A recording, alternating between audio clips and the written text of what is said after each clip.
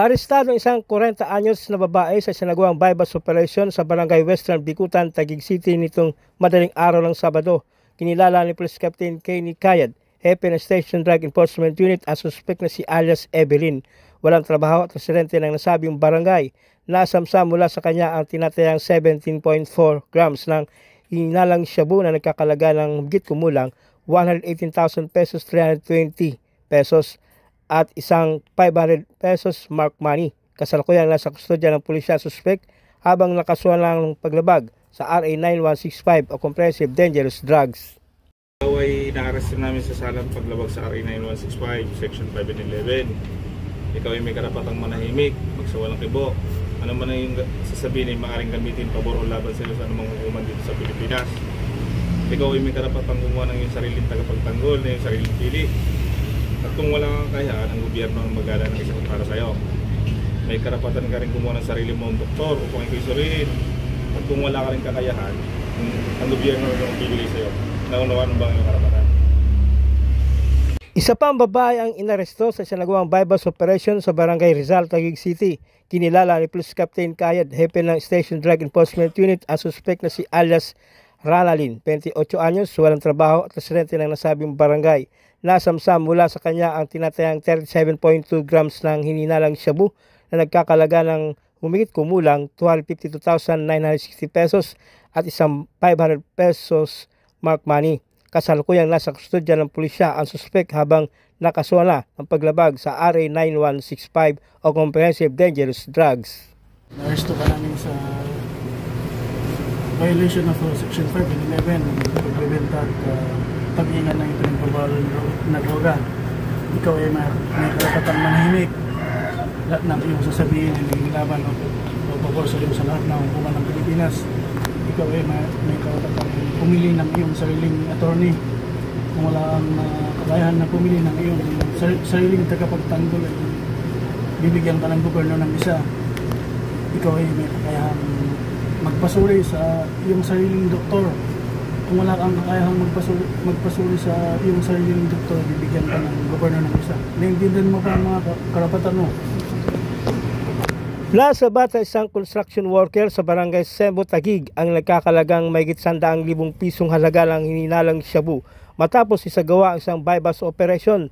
Ayon kay Police Captain Kayad, ikinasa ang operasyon dakong alas 9:30 ng gabi sa Sampaloc Street, Barangay Sembo, kung saan target ng operasyon ang isang lalaking kabilang umano sa street level drug personality watchlist ng pulisya. Nasamsam mula sa suspect ang 8 sachet ng hininalang shabu na may kabuang bigat na 15.7 grams at may tinatayang nasa 160,760 pesos ang halaga. Nasampahan na ng kulang kaso sa ilalim ng Comprehensive Dangerous Drugs Act of 2002 ang suspect. Timbog ang 2 teenager sa ikinasang anti-illegal drug bypass operations ng mga tauhan ng Station Drug Enforcement Unit sa pamumuno ni Police Major Crisanto Agualin sa Barangay Santa Ana, Pateros. Ayon sa police report, bandang alas 11 ng gabi ikinasa ang operasyon na nagresulta sa pagkakalista ng mga suspect na sina alias Bruno Aquino, residente ng Barangay Agoho, at alias Jan, residente ng Barangay Rosario, Canluran, parehong 19 anyos. Nakumpiska sa operasyon ang 5 grams ng hininalang shabu na tinatayang nagkakalaga ng mahigit 34,000 pesos at 5 money. Samantala, nasa kustodya ng autoridad ang mga suspect na kinasuhan na may kinalaman sa illegal na droga. Ito yung nabili ko, sir. Kapkapan ko muna sila, sir. Saan ba yung target mo? Ito, sir. Bata ka.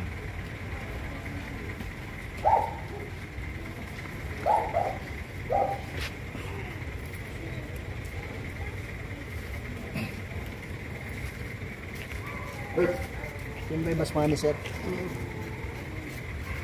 yung ginamit ko na pambili sa kanya.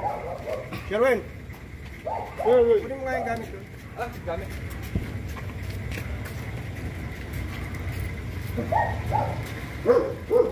May dalawa, sir. Ito. Sino ito? Ito kay, kay Bruno. May namang kinilas.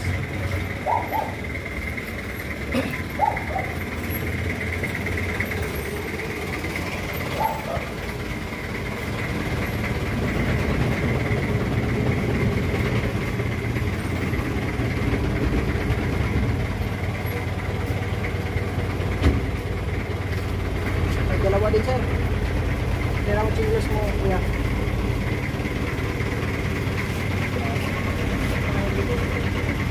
Saan ko muna sila, sir? Sige.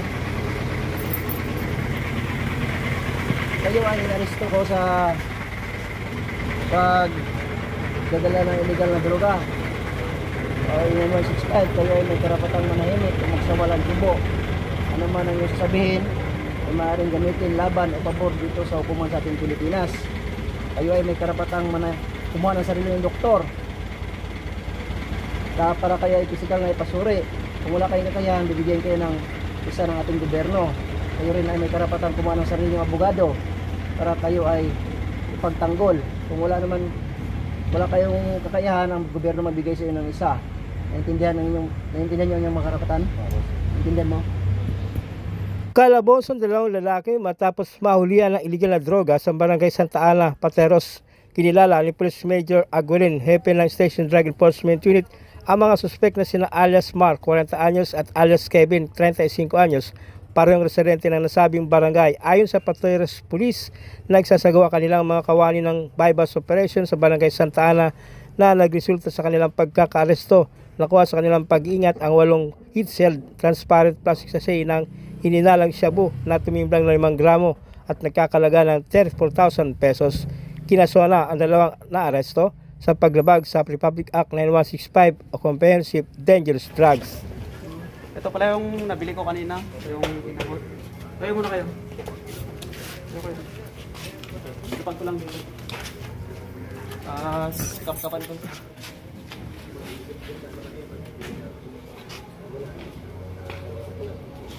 Dito ka.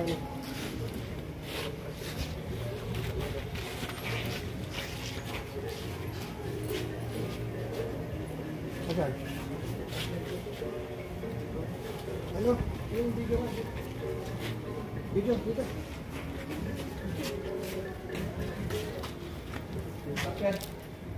Salang sa kanya.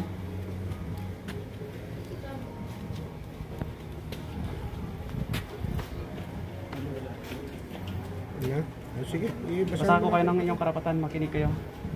Kayo ay naaresto sa paglabag sa RA 9165. Kayo ay may karapatang manahimik. Lahat ng iyong sasabihin ay pwedeng mag-apit, pabor o kontra sa inyo sa anumang korte dito sa Pilipinas. Kayo din ay may karapatang kumuha ng iyong abogado. Kung hindi nyo kaya, ang gobyerno ang magbibigay ng isa para sa inyo. Kayo may karapatang magpakonsulta sa doktor. Lahat ba ng sinabi kong karapatan nyo ay iyong naintindihan? Naintindihan mo? Ikaw.